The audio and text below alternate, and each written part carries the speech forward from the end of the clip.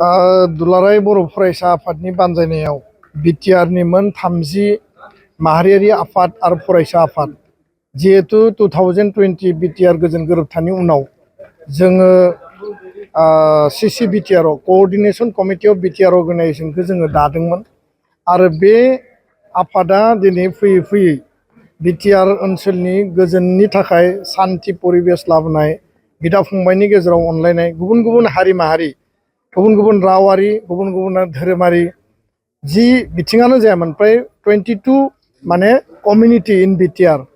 बिथांमोननि जिखिनि माहारियारि आफाद आरो माहारियारि गौथुम बयखौबो लानानै जों हाबा मावगासिनो दिनै स्पेशल मोनसे जोंहा बेयाव मिटिं आरो सावरायनाय आरो बे कोअर्डिनेशन कमिटि अफ बिटिआर आरो लोगोसे बिटिआर काउन्सिल बे बिटिआर काउन्सिलनि जानानै मानगोनां चिफ प्रमद बर' बिथाङा बे हाबाफारियाव बाहागो लाफैदों आरो बिथांनि माखासे अफिसियेल्स आरो इएम बिथांमोन दङमोन आरो 30 अर्गेनाइजेशननि प्रेसिडेन्ट आरो सेक्रेटारि बेयाव दङमोन। दा गुबैयै पिस एन्ड हारमनिनि सायाव जों सावरायदों लेन्ड इस्यु हा हुनि जेंना गुबुन गुबुन कमिउनिटिया रेज खालामदों बिनि सायाव जों डिसकास खालामदों ससिय' इक'नमिक डेभेलपमेन्टनि सायाव कमिउनिटि डेभेलपमेन्ट बै माहारि हारि हारिसाफोर फिसा फिसा हारि दङ बिथांमोननि जौगानायनि सायाव बिदा फंबाय जोङो बिग ब्रादार हिसाबै एबसुआ बिग ब्रादार हिसाबै गासैखौबो लानानै बिथांमोननि इकुवेल राइट इकुवेल माने जिखिनि बिथांमोननि जि मोननो गोनां जिखिनि बिथिंफोर दङ जायफोरखौ बिथांमोना रेज खालामो बिथांमोननि जिखिनि ग्रिभेन्सेसफोर दङ बेखौ जों खोनासंदों लोगोसे बिटिआर एकर्ड इमप्लिमेन्टेसननि थाखाय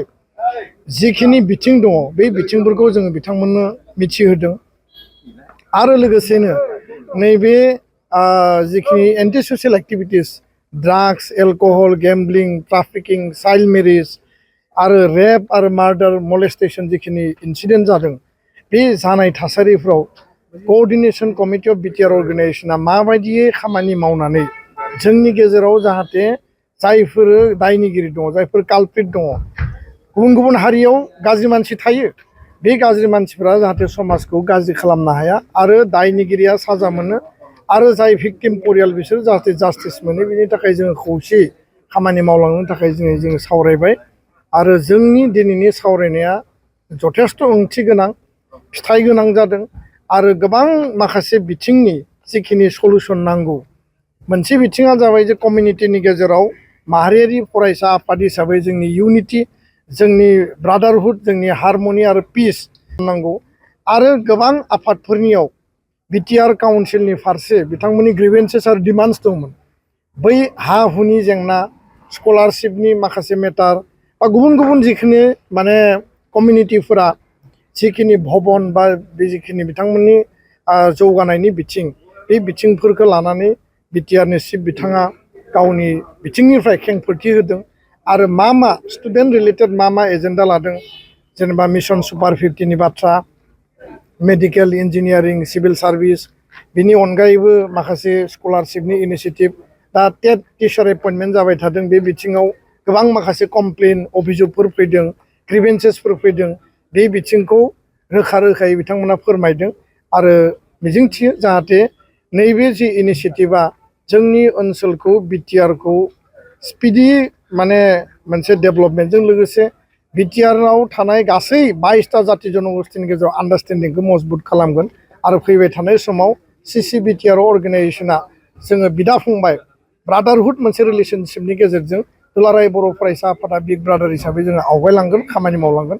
बेखिनियानो दिनैनि सावरायनायनि गुबै माने एजेन्डाया बे हा हुनि बिथिङाव सिगाङाव लेन्ड मेला खालामबाय बेयाव ट्राइबेलानो जा गुबुन हारियानो जा गुबुन गुबुन कमिउनिटियानो जा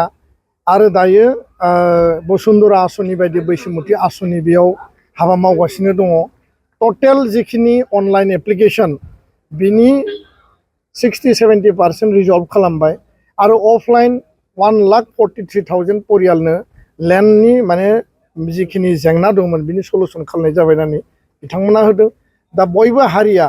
बे बर'आनो जा बे कच राजबंसियानो जा आदिबासि सावतालानो जा बा माइनरिटि कमिउनिटियानो जा बा गरखायानो जा बिथांमोना एप्लिकेशन माने फाइल खालामनांगौ आरो बे अनलाइन एप्लिकेशननि सायाव समाधान दिहुननायनि हाबाफारिखौ बिटिआर काउन्सिला मावगासिनो दङ। बेलेन्ट ब्लकनि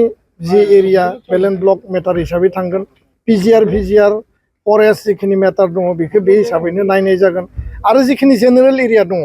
बेयाव जाय जेरै जि जनगोष्ठीया लेन्ड राइट मोननांगौ बे हिसाबैनो मोनगोन। दा बेयाव खुनु जाहाथे रावनिबो अधिकारा खर्ब जाया, रावनिबो जाहाथे जिखिनि राइट्स बे राइट्सआ जाहाथे माने बेयाव डिसक्रिमिनेट जाया, बे बिथिंखौ इकुवेल नायनानैसो जाय जेरै जि बिथिङाव जास्टिस आरो न्याय मोननांगौ सुबिदा मोननांगौ बेखौ होनाय जागोन। दा बेखायनो बेयाव गिनो गोनां बा बेयाव खहा जानो गोनां जेबो गैया। आरो बेखौ जोङो गासै आयेननि प्रक्रियाखौ बुजिनानै सरकारा दिनै मावबाय थादों। बे मावनाय खोथाखौ बिथांमोना फोरमायदों। आरो जोंनि दाबिया जाबाय जे जि एरियायाव जि हानि जेंना दङ बेलेन्ट ब्लक फरेस्ट पिजिआर भिजिआर बा प्रटेक्टेड क्लासनि जिखिनि स्टेटास दङ